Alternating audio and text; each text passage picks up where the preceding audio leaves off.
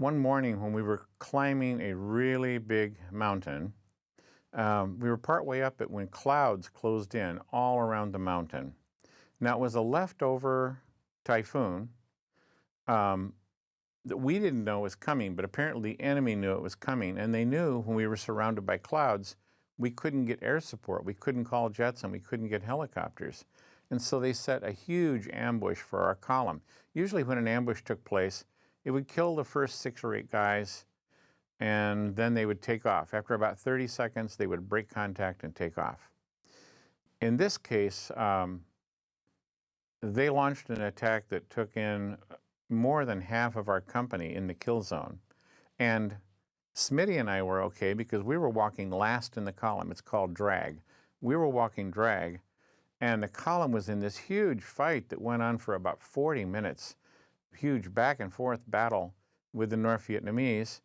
And then the North Vietnamese retreated, and some of the guys from our company dragged the wounded back to us, to Smitty and I, to guard. And they took off to chase the enemy. It was getting in the afternoon by then. And so Smitty and I took the wounded, and there was a granite outcropping there. And so we lined them up underneath that, and we didn't want the enemy to find them in case they came back and killed us. So we lined them up side by side under that outcrop, and we took off our jackets and covered a couple of the wounded, and then we put ponchos over the top of them and then scattered leaves over the top to try to hide them. And then they informed me I was being the medic because all the officers and all the medics were killed in the initial attack. And they had looked in my records and found out I was a pre-med student before the war. And I had never touched a patient. I had no idea how to suture anybody or do anything. But they decided I should be the medic until we got replacements. So I started checking out my wounded, and I had 9 bone wounds, 9 people with bone wounds, and 17 other wounded.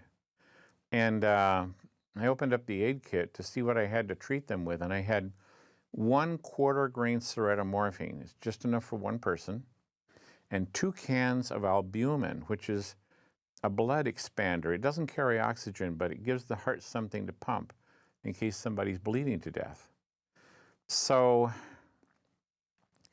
I was checking them all out, and some of my bone wound people passed out, and I had this 1/4 grain syreeta morphine, and there were 2 guys left that needed medication, and one was a guy who had been hit in the shoulder by 3 bullets and almost ripped his shoulder totally off. And the other guy had been laying down when an automatic weapon ran down his leg and hit him in the bone 5 or 6 times. And what I did was let them argue over who should get the morphine. Each one wanted the other one to take it, and they argued back and forth. And finally, when one of the guys passed out, feigns, then I gave it to Dwyer because he was the only one left conscious. And it was getting dark, so we had to set up to guard these people all night because we figured the North Vietnamese would come back. And it was only Smitty and I, so we set out a couple of claymore mines, and we put our little bipods on our rifles, and we tried to figure out where we could guard from. There were a few boulders around, so we were trying to figure out where we could be on guard and protect the wounded. And then it got dark, and we were waiting and listening, and the North Vietnamese did come back. They came down the mountain looking for their people, their wounded, and they were looking for them by making these really low whistling sounds and waiting for their wounded to answer them. And they knew where we were because they came down the mountain and then went around us and then on down the mountain. So they were avoiding us.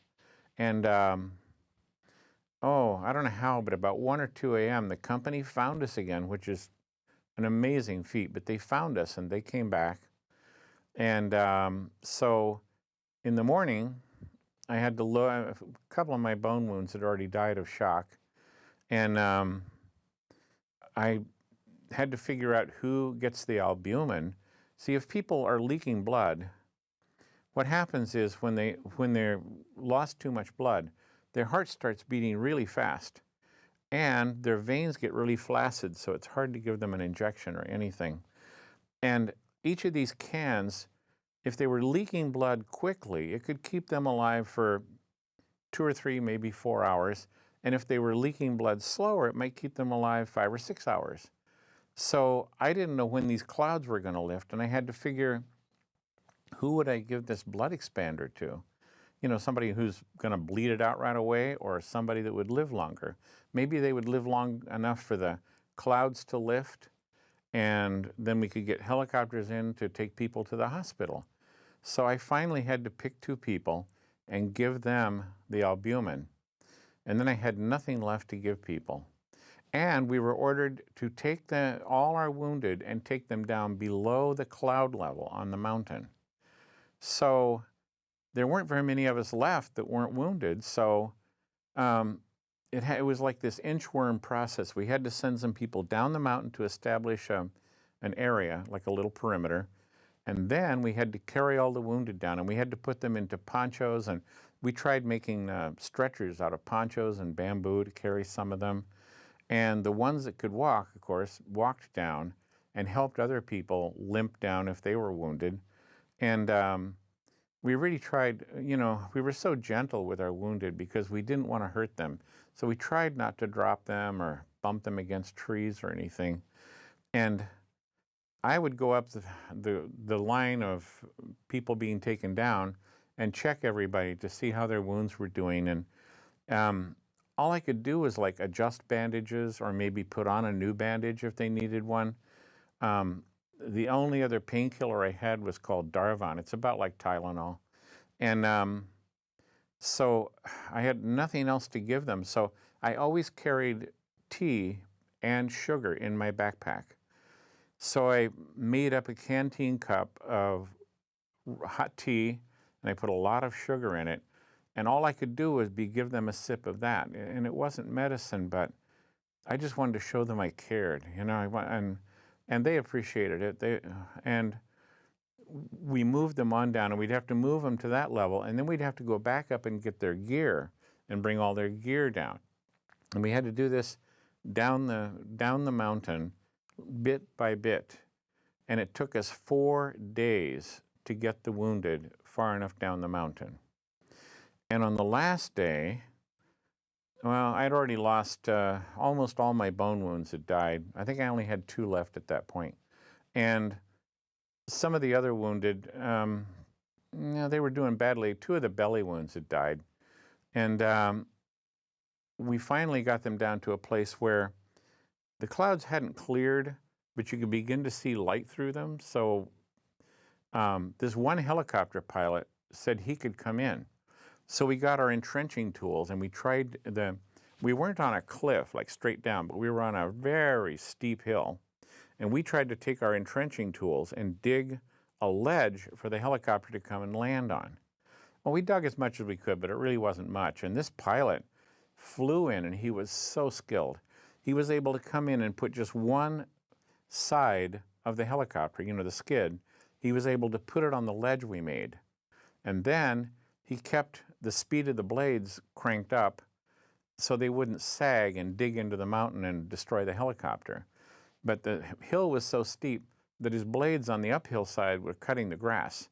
So we had to take our wounded down below, and then we had to boost them up as high as we could. And the gunners and the crew chief had to reach down and grab them and pull them up into the helicopter. So I got my last 2 bone wounds that were alive into it, and then 2 other wounded that were fairly bad off, got them into it. And then the pilot had to take off. And usually when you take a helicopter off, first you rise up and you do what's called changing the craft attitude, like a little bit, and then you let the blades pull the helicopter off. But this pilot couldn't do that. He didn't have any space. So what he did was he revved it up to a really high RPM, and then all in one motion, he pulled up on the collective to take a cut and lift the helicopter. And at the same time, he stomped on the pedal on the floor and kicked the joystick over so that the helicopter fell off the cliff.